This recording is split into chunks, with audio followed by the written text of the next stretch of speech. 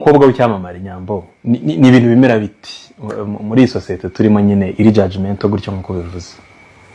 Kubimanaginga bisaba nyine ubwenge bwinshi, bisaba kwihangana, bisaba umutima ukomeye muri rusange.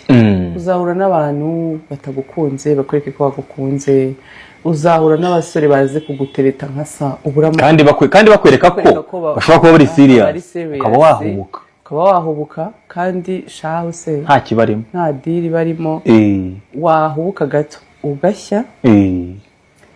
Hari abantu hari n'intumwa zizareka za satani nanone, za satani zitumwe n'izindi ntumwa za satani. Ati wowe ntaguzwi, wowe jyayo ngewe nzakwishyura. Ya making sure ko wowe na Nyambo bigenze uko ubigenze gutya, hanyuma bigenze gutya zabamufasha. Niyo mpamvu rero nibaza ko bimwe bw'abastari noneho deja wowe buri muntu abanakanira avuga ati ngiyewe Nyambo nyine nzature hasi byonya bacaye mwana ati Nyambo rero yemena ngi kwanza. Ibyo bizabagora ko bazatura hasi Nyambo.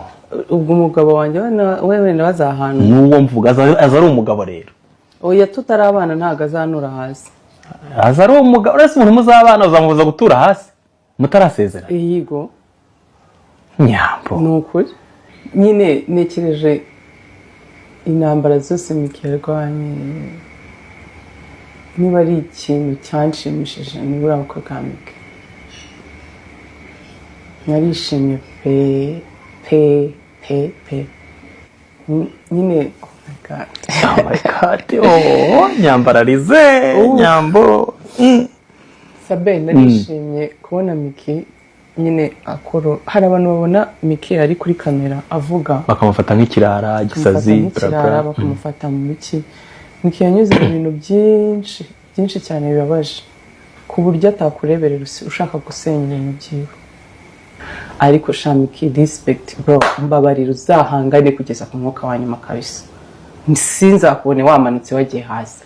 Uri umukobwa w'indwanyi, ibyo wahanganye nabyo ni warageze kumva ubuzima wabuhaze. Shumi yanjye nicyo gihe cyo kubukunda noneho urabukunze burwanirire mpaka kugeza ku mwuka wa nyuma tukuri inyuma kabisa.